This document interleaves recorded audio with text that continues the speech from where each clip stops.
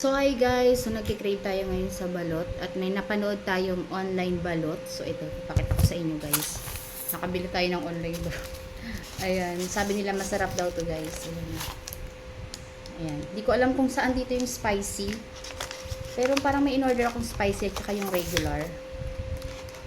Ayan. So ayan, titikman natin guys ito. Maliit lang siya guys, ayan o. So ang gagawin natin, ilalagay muna natin siya sa mainit na tubig kasi gusto ko yung medyo mainit yung ating balot. So lagyan natin ng tubig. Ayan, ito, meron tayo ditong hot water. Ayan, mainit ito sa amin guys. Ayan. Alam niyo ba guys, trending na trending to ngayon. And siguro hindi lang, lately ko lang din to napanood. So then nag-crave ako, sabi ko try natin. Then mahilig din naman talaga tayo sa balot. Tapos meron lang ako dito guys na suka. Tapos meron tayong chili, garlic, tapos meron din tayong asin. So tignan natin. Pero sabi nila guys, meron na daw tong lasa. Sabi nila masarap na daw to kahit wala ng suka-suka. So titignan natin kung tama nga yung nasa sa mga napapanood nating video. So ayan. Sabi nila 5 minutes, ganyan. Okay na yan. So tignan natin guys. So, ayan guys. Pag umorder kayo nito, ayan, ilalagay ko sa yellow basket natin dyan. Meron tong may spicy, meron ding hindi spicy. Hindi ko lang alam kung saan dito yung spicy. Ayan. Meron siyang 10 balot. 10 balot. Mura lang to guys, wala pang 200. Hindi siya kalakihan. Ayan, hindi siya kalakihan tulad ng mga balot natin sa Pilipinas. Tapos naka-vacuum seal na rin siya. So ayan. 'Di ba? So tignan natin kung masarap talaga kasi yung ayon sa reviews, masarap daw siya. Sabi sa mga na-review natin. So ayan guys, okay na 'to. Ari ko, mainit pa. Ayan, okay na 'to. Buksan natin. Tapos guys, pag bumili kayo nito, meron din pala siyang expiration. Ayan, makikita niyo diyan may expiration siya. Yung expiration nito is 7/06/2026. So 7 is July. July 6. Oh, isang buwan pa. Ay ilang buwan pa bago ma-expired. Ayan. Tikman natin.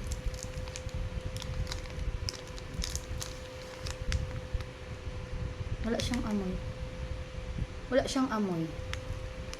Tikman natin guys. Open natin itong ating chili flakes. Tapos, maganda rin tayo ng salt. Pang ready. Tapos, meron na tayong suka. Ang init. Umaalog. May umaalog siya. Masabaw siya guys. Masabaw. Ay, hindi nyo naririnig yan. So, dito natin buksan. Ay, mali ata. Saan ba? Dito? Oh, dito. Ayan. Tignan nyo guys. Ay, masabaw siya. Wala mo siya. Tikman muna natin ng walang suka, walang asin at walang sili.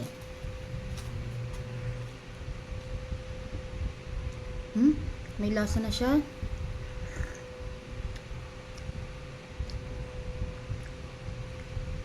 May lasa na siya guys. Maalat na siya. Lagyan natin ng suka. Maalat na siya, hindi mo na kailangan ng lagyan ng asin kung hindi ka salty people.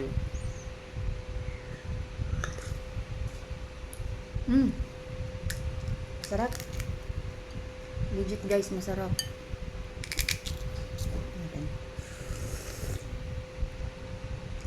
May lasa na siya. Itong nakain ko guys, hindi ito maanghang. Normal lang siya, hindi siya maanghang.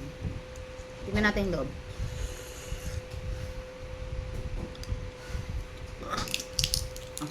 Tingnan nyo yung laman. Tingnan nyo guys yung laman. Ang daming dilaw. Lagyan natin ng chili. Ayan. Kasi hindi siya maanghang.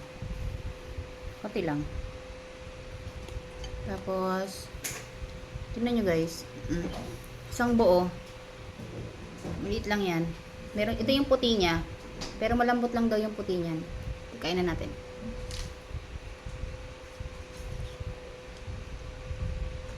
Mm.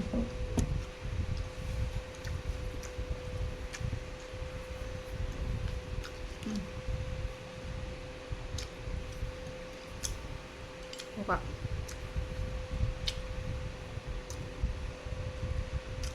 Hop. Ito yung bato niya. Tignan natin kung kaya natin kainin. Kasi yung bato dito sa, mga balot dito sa Pilipinas, hindi ko kayang kainin kasi matigas. Try natin to.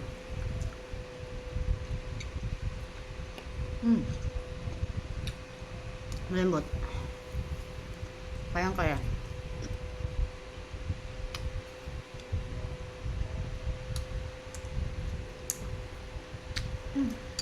Sim.